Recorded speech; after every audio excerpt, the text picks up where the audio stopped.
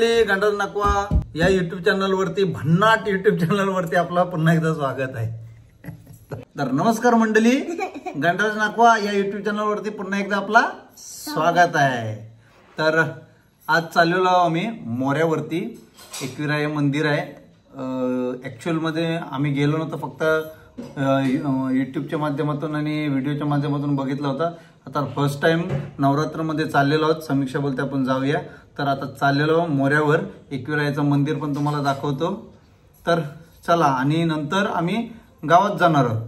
तर गावातले काय छोटे मोठे व्हिडिओ काढीन, फॅन्सी ड्रेसच्या काढीन, त्या पण दाखवीन तुम्हाला। आज 8वा दिवस आहे। तर चला, 8वी माल आहे ना आज। तर चला बोल, चला। तर मंडळी, आपण आलेलो मोऱ्यावरती, एकविरा मंदिर आहे मोऱ्यावरती, आणि खूपच सुंदर असा वॉटरफॉल पण आहे इथं, धबधबा आहे बघा। जसा एकविराला आहे तसा इथे पण आहे बघा। नॅचरल आहे सर्व, आणि नॅचरल गोष्टी घडलेल्या आहेत इकडं। जसा एकविराला आहे तसा इथं पण घडलेलं आहे। तर चला आतमध्ये जाऊया, तिथे मंदिर आहे बघा, इथे या बाजूला आपण जाऊया। आपण एकविराला आल्यासारखं फिलिंग येत आहे, कारण का बाजूला धबधबा आहे। चला आतमध्ये जाऊया आपण।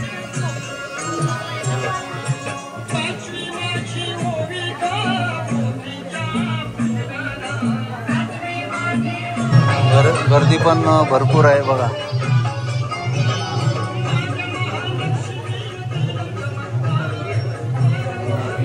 देवी बघा।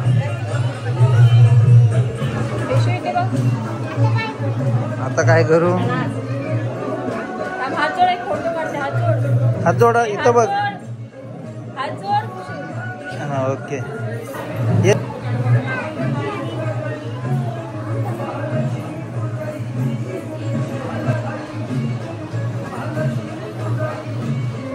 सारे जण भावी भक्त इथं दर्शनाला आलेले आहेत।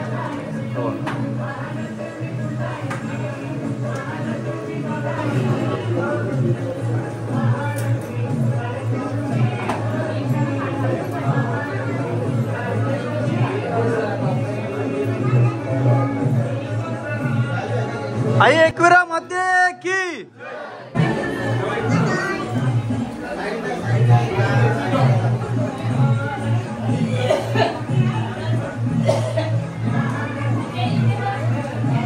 फर्स्ट टाइम आलेलो मी, ऐकून होतं सर्वांकडून, पण प्रत्यक्षात बघायला मन भारावून गेलेलं आहे, आणि एकदम मस्तच वाटते। कारण का इथं आलो तर असा मन प्रसन्न झाला, की असं वाटलं की एकविरीलाच आलेलो आहे।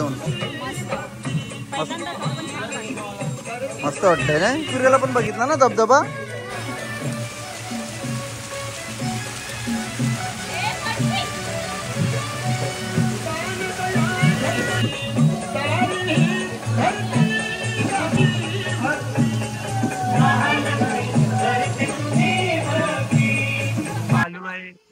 मोऱ्यावरती एकविरायाच्या मंदिर मध्ये मामाला विचारतो, मामा आम्हाला जाणून घ्यायचं आहे की इथं एकविराई कशी आली, कशी बसली इथं, ते थोडक्यात आम्हाला माहिती द्या।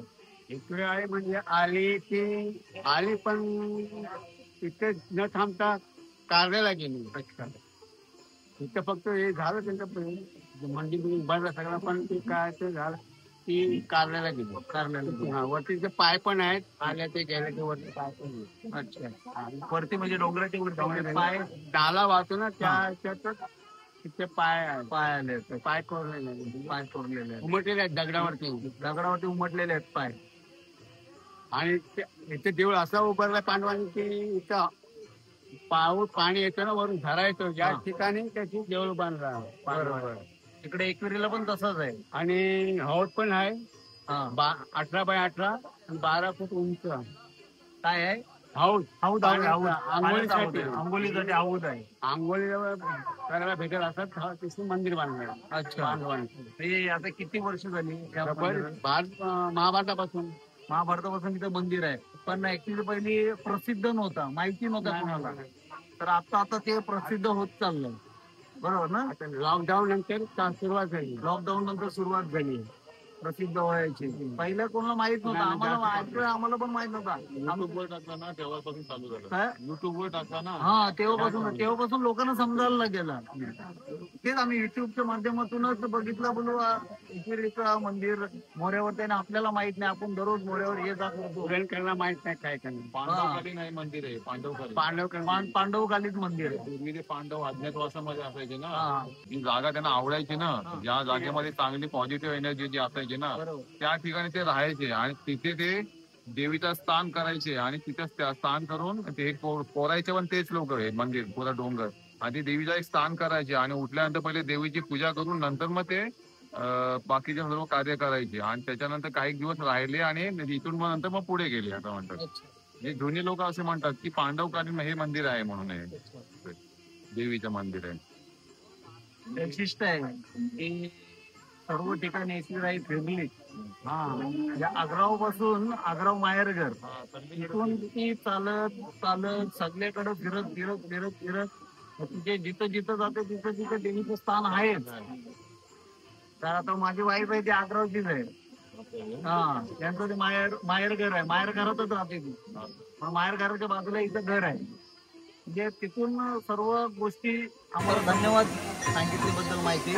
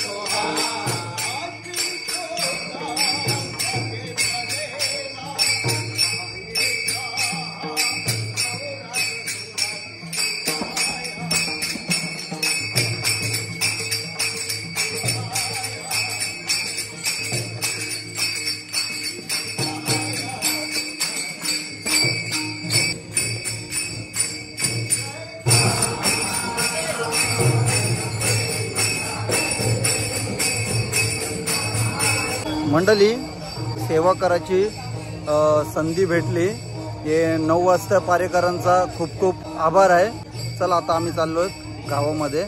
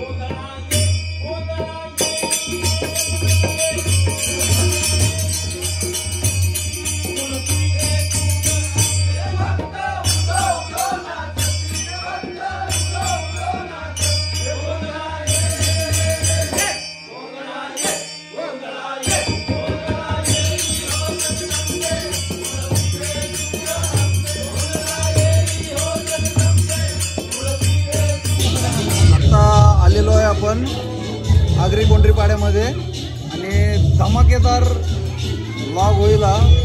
तर आज इथं श्रीकृष्ण, हनुमान, नारळ पाणीवाले सगळे दाखवतो तुम्हाला. तर चला.